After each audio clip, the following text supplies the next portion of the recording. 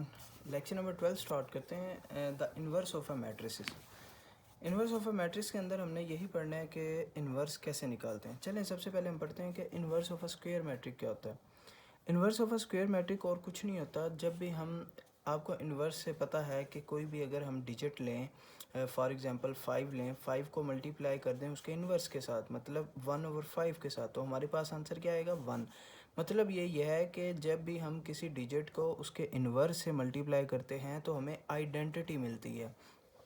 ठीक है, तो इसी तरह मैट्रिसेस के अंदर जब भी हमने एक मैट्रिक्स लिया है सी, उसको हमने उसके इन्वर्स के साथ मल्टीप्लाई किया है, उसको हम किसी भी कम्यूटेट कर सकते हैं, कहीं भी मल्टीप्लाई कर सकते हैं।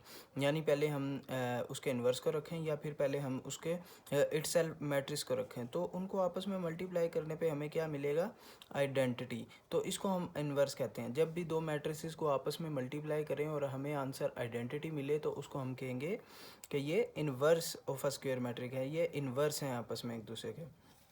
तो इन्वर्टिबल मैट्रिक्स क्या होता है? Invertible matrix, if the inverse of a square matrix exist it is called invertible matrix. ठीक है, ये इंपॉर्टेंट चीज़ है कि जब भी किसी मैट्रिक्स का इन्वर्स एग्जिस्ट कर रहा हो तो उसको हम इन्वर्टिबल मैट्रिक्स कहेंगे। अब इसके अंदर एक दो चीज़ और है कि इम्पोर्टेंट चीज़ ये है कि कोई भी एक मैट्रिक्स होता है, तो फॉर एग्ज़ाम्पल एक मैट्रिक्स है हमारे पास ABCD, तो इसका जो इन्वर्टिबल मैट्रिक्स होगा, मतलब जो इसका इन्वर्स होगा, लेट्स सपोज इसको हम A कह लें, A इन्वर्स होगा, वो ऑलवेज़ यूनिक होगा। मतलब उसकी कोई और वैल्यूज़ नहीं हो सकती, जो इसकी एक बार वैल्यू आई है वही रहेगी, वही हमेशा रहेगी। ठीक है, एक तो ये चीज़ है, आपने पॉइंट नोट रखना है कि यूनिक वैल्यू।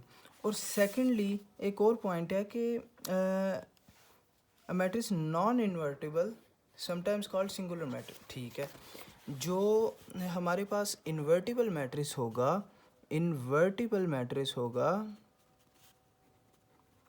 वो हमेशा उसको हम कहेंगे कि ये नॉन सिंगुलर है। ठीक, जो नॉन इन्वर्टिबल होगा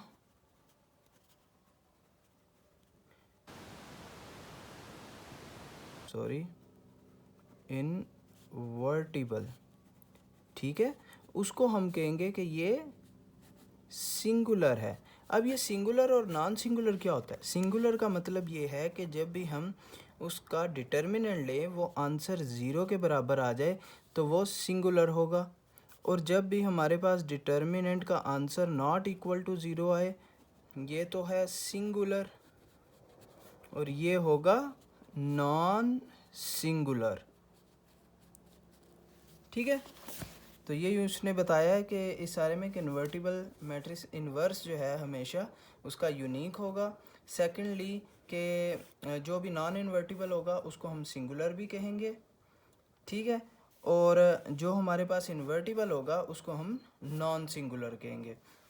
यानी कि जब भी नॉट इक्वल टू ज़ीरो आएगा डिटर्मिनेंट, तो ही उसका हमारे पास इन्वर्स एग्जिस्ट करेगा ना। इन्वर्स का क्या फार्मूला था? इन्वर्स का फार्मूला आप 9, 10 फर्स्ट ईयर सेकंड ईयर को रिवाइंड करें अगर, तो उसका फार्मूला ये निकलता था कि A inverse is equal to 1/A determinant into adjoint of A।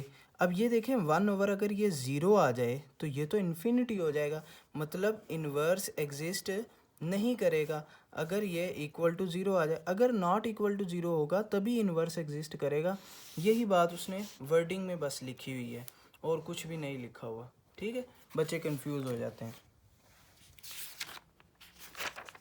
अच्छा, नेक्स्ट इसने बताया वही चीज़, वही बार बार बता रहा है, if AD minus BC। AD minus BC और क्या है? बेसिकली ये डिटर्मिनेंट ही है ना, कि इनको आपस में मल्टीप्लाई करते हैं AD, ठीक है, माइनस BC करते हैं तो डिटर्मिनेंट हम निकालते हैं। तो AD minus BC not equal to zero, मतलब ये हमारे पास non singular. Then A invertible और नॉन सिंगुलर, ये इसका जो है ना फार्मूला है इन्वर्स का, और कुछ भी नहीं है। ये देखें मैंने जो लिखा है ना 1/a डिटर्मिनेंट, ये a डिटर्मिनेंट है और ये एडजॉइंट ऑफ a है। एडजॉइंट ऑफ a के अंदर हम क्या करते हैं, अगर लेट्स सपोज हमारे पास एक वैल्यू हो 2 3 4 5, इसका हमने निकालना है एडजॉइंट। तो एडजॉइंट कैसे निकलेगा, a एडजॉइंट बराबर होगा, इनकी आपस में हमने जगह तब्दील कर देनी है 5 2, और इनके हमने साइन तब्दील कर देने हैं -3 -4, ये हमारे पास एडजॉइंट आ जाएगा। ठीक है, इनकी आपस में हम जगह तब्दील कर देते हैं, 2 इधर है तो इधर चला जाता है, 5 इधर है तो इधर चला जाता है, और इनके आपस में साइन तब्दील कर देते हैं, तो ये एडजॉइंट निकल आता है हमारे पास। यही लिखा हुआ है उसने। ठीक है, उसने एक्चुअली फार्मूला को डायरेक्टली जो मेथड है उसके लिहाज से लिख दिया है। आगे भी वही बात लिखी है कि determinant of A X Y G theorem कहीं पे भी लिखा हुआ हो, थ्योरम को आपने लाजमी पढ़ना है और रिमेंबर रखना है, क्योंकि ये एमसीक्यूज़ के लिहाज से बहुत इंपॉर्टेंट होते हैं, और आपके बाज़ औक़ात पूरी पूरी वर्डिंग भी दे देते हैं वो, और प्रूफ तो आई थिंक जो आपके नहीं आएंगे क्योंकि लेवल नहीं है, लेकिन ये जो है एमसीक्यूज़ के लिहाज से आपने लाजमी देखने हैं। और ये मैंने कुछ चीज़ें हाईलाइट की हुई हैं, ये एमसीक्यूज़ के लिहाज से फार्मूलों को आपने याद रखना है, ये और कुछ नहीं है। ये बेसिकली है कि ए बी होल इनवर्स जो है वो हमेशा बराबर होता है सेकंड रकम को अगर हम उठा लें उसका इन्वर्स ले लें, फिर फर्स्ट रकम का, इनको ऐसे मल्टीप्लाई करें। अगर मैं यहाँ पे ए बी और सी ले लूँ, इन सब का होल इन्वर्स ले लूँ, तो पहले सी का इन्वर्स, फिर बी का इन्वर्स, फिर ए का इन्वर्स, ये इसके बराबर होगा। ये देखें, इसने A1 A2 A3 up to AN लिया, होल का इन्वर्स किसके बराबर है, सबसे पहले AN का इन्वर्स, फिर AN-1 का इन्वर्स, फिर AN-2 का, up to so on. Last में जो फर्स्ट रकम आती है उसको लास्ट में लिखते हैं, जो फर्स्ट रकम थी उसको लास्ट में लिख के उसका इन्वर्स ले लिया। ठीक है, अच्छा नेक्स्ट चलते हैं कि ट्रांसपोज। अच्छा, इन्वर्स ऑफ अ ट्रांसपोज का हम इन्वर्स निकालें या उसका इन्वर्स निकालें, दोनों की बात एक ही होगी। मतलब कहने का ये है कि अगर हम किसी भी एक मैट्रिक्स का ट्रांसपोज ले लेते हैं, इसका ट्रांसपोज ले लेते हैं, और फिर ट्रांसपोज लेने के बाद हम उसका इन्वर्स ले लेते हैं, ए ट्रांसपोज का इन्वर्स ले लेते हैं, वो बराबर होगा जब हम एक मैट्रिक का इन्वर्स निकालें और उसके बाद हम उस इन्वर्स का ट्रांसपोज निकालें। तो दोनों बात एक है, इसके अंदर कोई दो राय नहीं है कि आंसर डिफरेंट आएगा। कहने का मतलब यही है कि A inverse whole transpose is equal to A transpose whole inverse. ठीक है, तो यही वो चीज़ है जो उसने हाईलाइट किया और मैंने जो है ना निशान लगाया। उसके बाद ये वही उसी लिहाज से जो है ना प्रोडक्ट रूल को हमने प्रूफ किया हुआ है इधर। बाकी ये जो है ना nth तक वैल्यूज़ ले ली हैं और उसके बाद जो है ना उसको प्रूफ किया है, तो वही आंसर आया हमारे पास। ये याद रखने वाली चीज़ें हैं। जो करने वाली चीज़ है अब आई है एलिमेंट्री मैट्रिसेस। एलिमेंट्री मैट्रिसेस क्या होते हैं? सबसे पहले तो आपको पता होना चाहिए कि सबसे पहले तो आपने घबराना नहीं है वो नहीं मैं कहने लगा। अच्छा, ए सबसे पहले जो है ना एलिमेंट्री रो ऑपरेशन के अंदर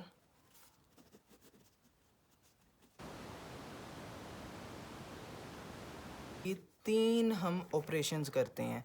एक तो ये एमसीक्यूज़ के लिहाज से आपने याद रखना है, एलिमेंट्री ऑपरेशन में there are 3 type of elementary row operations. 3 type of elementary row operation. Number 1 है इंटरचेंजिंग ऑफ एनी 2 रोज, यानी कि कोई भी 2 रोज ले लें हम उनको इंटरचेंज कर सकते हैं। Number 2 multiplication of 2 rows by a non zero constant. Zero से हम मल्टीप्लाई नहीं कर सकते, नॉन ज़ीरो कांस्टेंट से मल्टीप्लाई कर सकते हैं।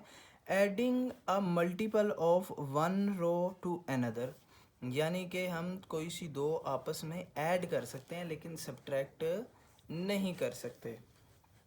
ठीक है, तो अब ये देखें कि एलिमेंट्री मैट्रिसेस कौन से होते हैं। एलिमेंट्री मैट्रिसेस ऐसे मैट्रिसेस होते हैं जिन पे हम सिर्फ एक एक रो ऑपरेशन लगाएं और उसके बाद वो हमें identity they they, identity matrix they they. For example हमारे पास एक मैट्रिक्स है 1 0 4 1। अब ये देखें, ये आइडेंटिटी है? नहीं है ये आइडेंटिटी मैट्रिक्स। इसको हमने आइडेंटिटी कैसे बनाना है? इसको बनाने का एक तरीका है कि हम ये जो R1 है हमारी, R1 को हम 4 टाइम मल्टीप्लाई करें, 4 इंटू R1, इसमें ऐड कर दें क्या, नेगेटिव ऑफ R2। हमने ऐड ही किया है इसको, ठीक है। 4R1 plus negative of R2, जब हम इसको करेंगे तो हमारे पास आंसर क्या आएगा?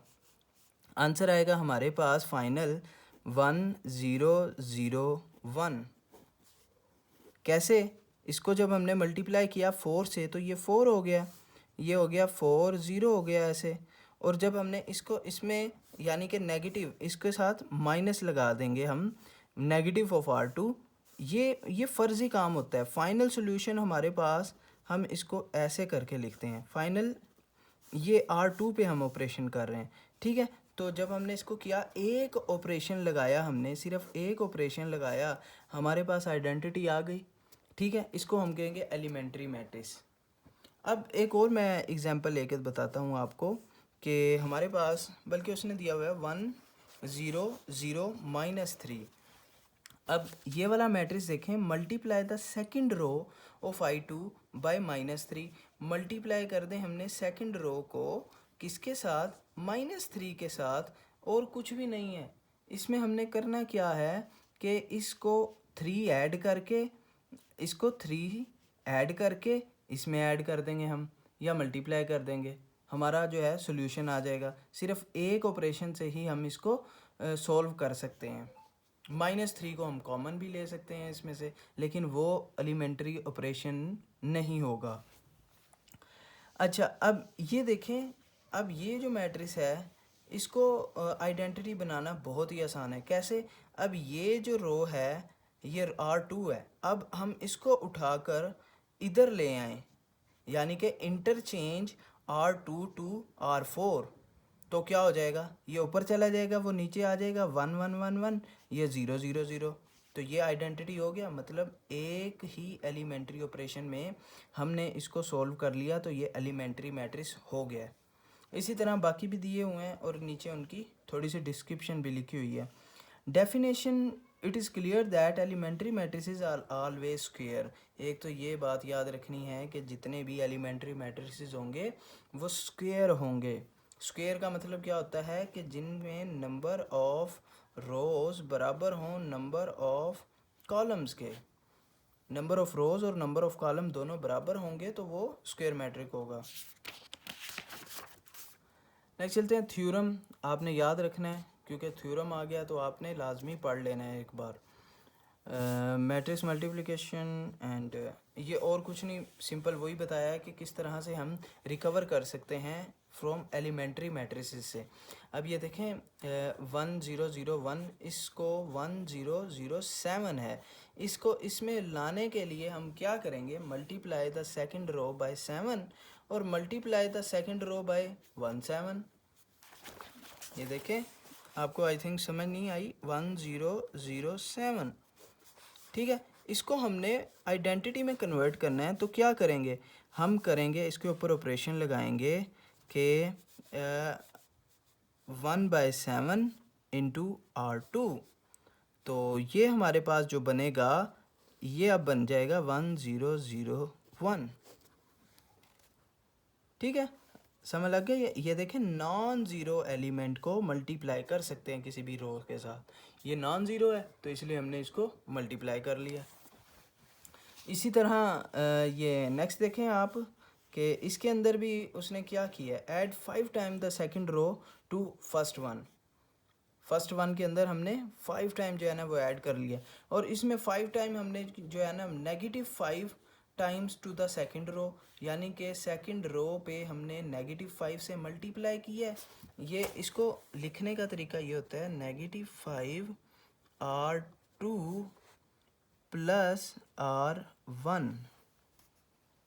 ठीक है, इसको लिखने का तरीका ये होता है और इसको लिखने का तरीका ये होता है 1/7 into R2 plus R, just यही होगा क्योंकि और कुछ नहीं किया, तो R2 ही होगा।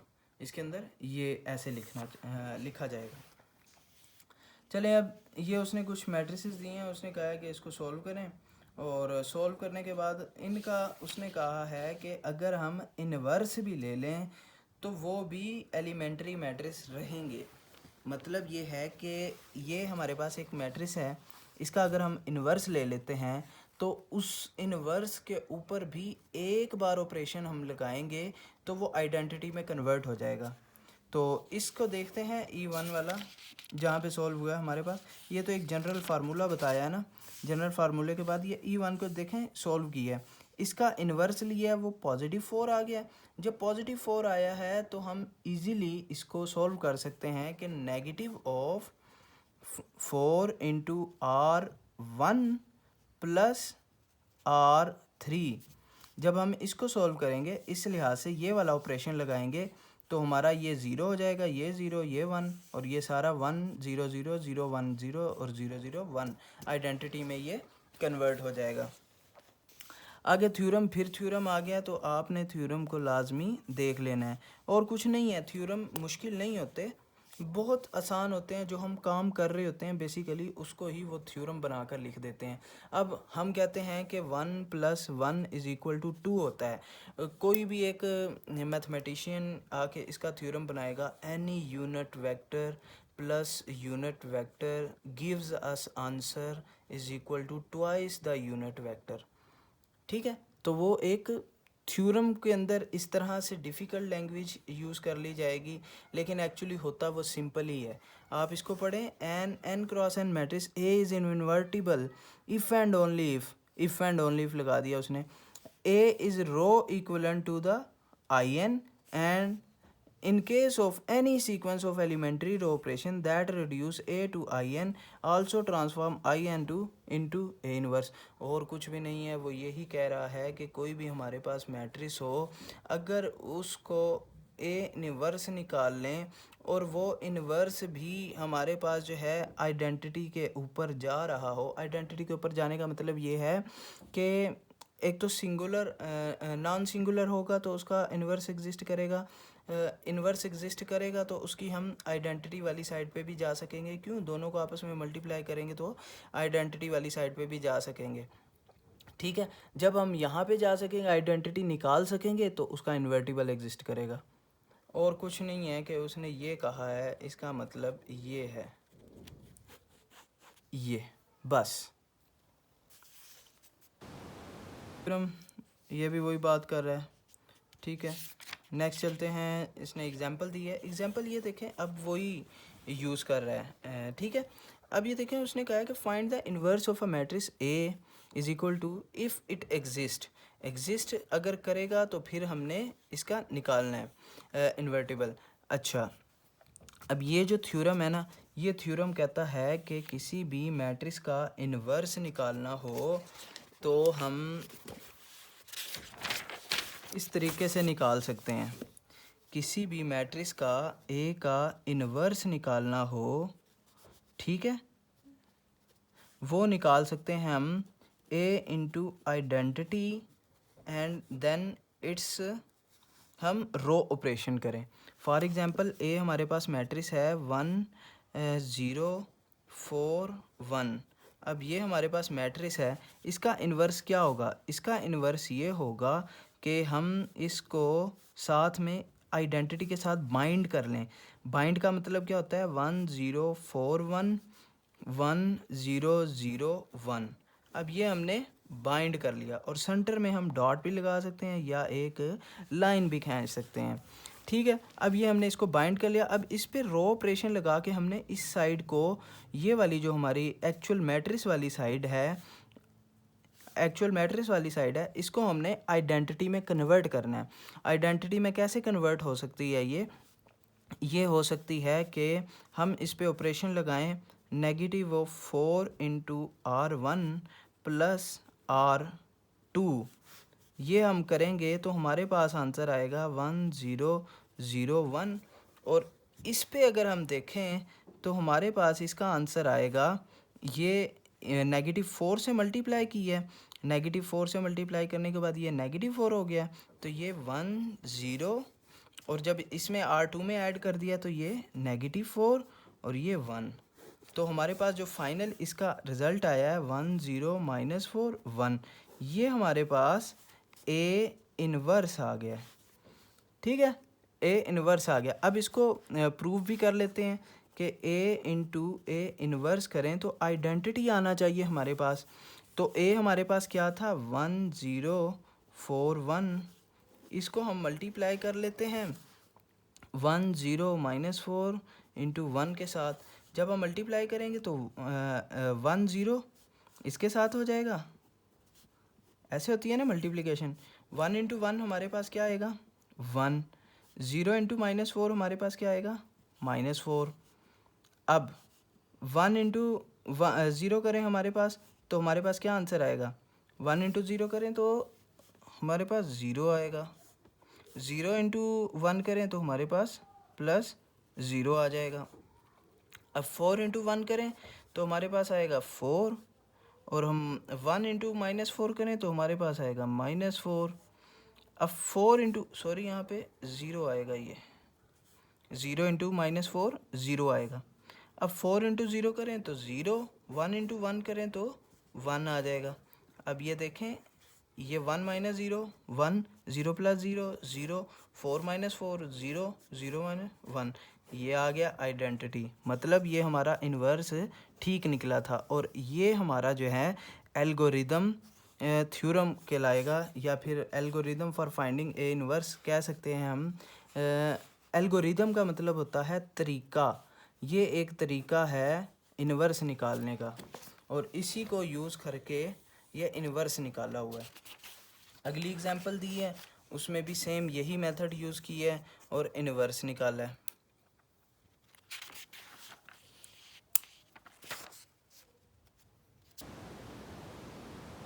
चैप्टर आपका कंप्लीट हो गया।